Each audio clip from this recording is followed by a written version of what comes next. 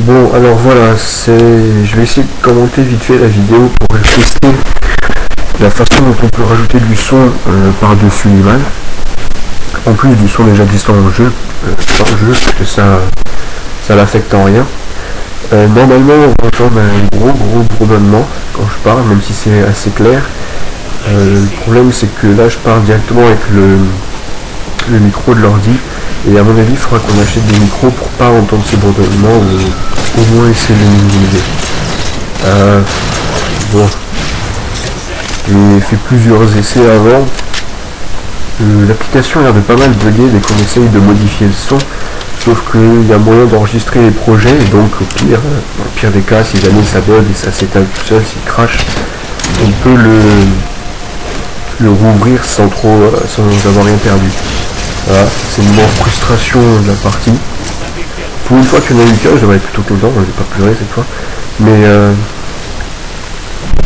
ça fait penser directement à la différence qu'il y a entre celui-là et le Reach. Alex, toi, si tu regardes, tu ne connais pas la différence là, mais avant les coups de crosse c'était beaucoup plus simple à mettre. En fait, le mec il faisait un boom carrément de 5 mètres. Et limite c'était un coup de crosse avec quelque chose, alors que dans le 4 ça allait beaucoup moins. Tu craques beaucoup plus souvent, et non seulement t'as l'air con, mais en plus tu te fais buter. C'est encore pire quand t'as l'épée, parce que là t'es vraiment frustré. Tu fais choper une des armes les plus importantes du jeu. Bon, le gameplay en lui-même, je ne vais pas trop insister, là, que vous l'avez vu celui-là. C'est pas... J'aurais peut-être pas dû gagner sur la partie là. Le mode de réussite, c'est vraiment un mode de jeu sympa. Surtout pour améliorer le 1 contre 1. Avant, il était pas cheaté ni inutile, mais faisait un peu chier. D'ailleurs, t'avais pas une grosse opposition, là c'est un peu d'enjeu. Et de stratégie, parce que j'ai vraiment réalisé aujourd'hui que à partir du moment où t'es le roi, tu peux pas jouer n'importe comment. Déjà par le fait que tout le monde va essayer de te tuer, mais surtout que, mettons, t'es à 290, le mec qui te suit à 280, si jamais ton bonus est de 30 et que le gars là te tue, t'es baisé. Et du coup, je me suis fait avoir plusieurs fois comme ça sur les parties aujourd'hui, c'est pour ça que j'étais un peu énervé. Tu peux définitivement pas jouer normalement à partir du moment où t'es roi, ou alors c'était juste à côté de lui. Après, est-ce qu'il vaut mieux attaquer ceux qui essayent de buter le roi ou le roi lui-même pour faire plus de pauses? Ça dépend peut-être de la partie en elle-même. Et donc,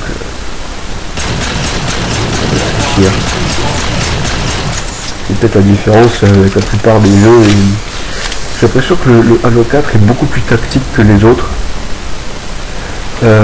Les duels c'est peut-être plus serré. Enfin, moi j'ai beaucoup plus de balles sur le 4 que sur Reach. Alors je sais pas si c'est mon niveau qui a baissé ou pas. Le manque d'entraînement aussi, vu que je peux jouer que le week-end mais encore pas tout le temps.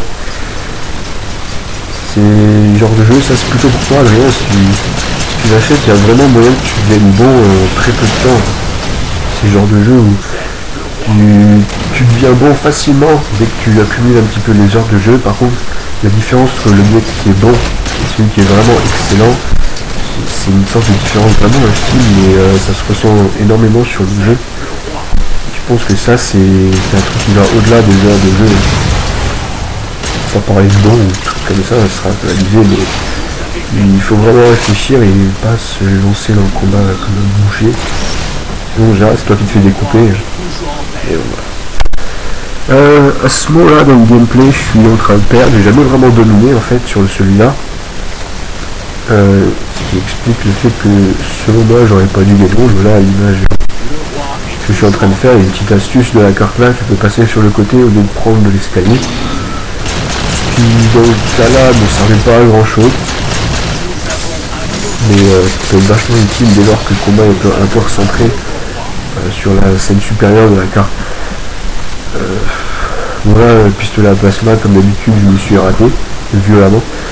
Et regardez mes stats il y a pas longtemps, je me suis rendu compte que depuis que j'ai le jeu, ce qui fait 6 mois, puis il me semble qu'il est sorti en Europe, j'ai toujours tué personne avec cette arme là.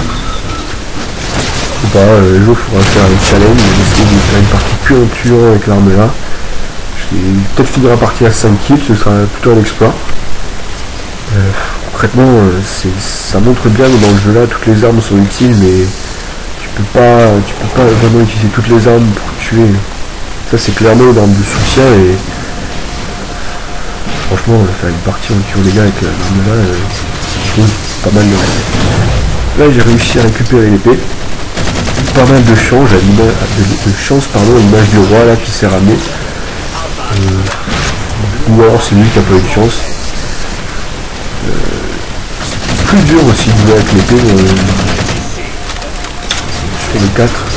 Alors qu'avant, avec le sprint, ça vient du fait qu'en fait tout le monde a le sprint, alors que dans les opus précédents tout le monde l'avait pas. C'était un bonus comme le jetpack ou le pack de propulsion que j'ai sur la classe là. Le jeu a l'air beaucoup plus rapide en fait qu'avant. Là, pas mal de chances, je fais double collage.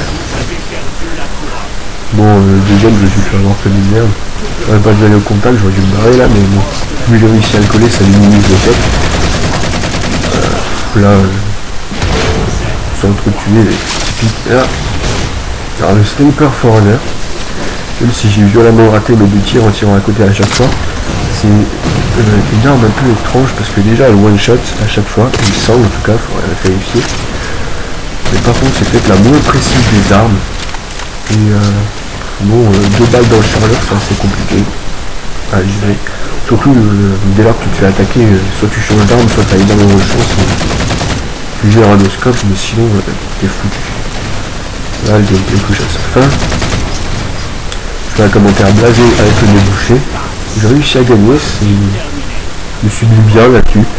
Surtout avec le challenge qui fait que je peux reposer en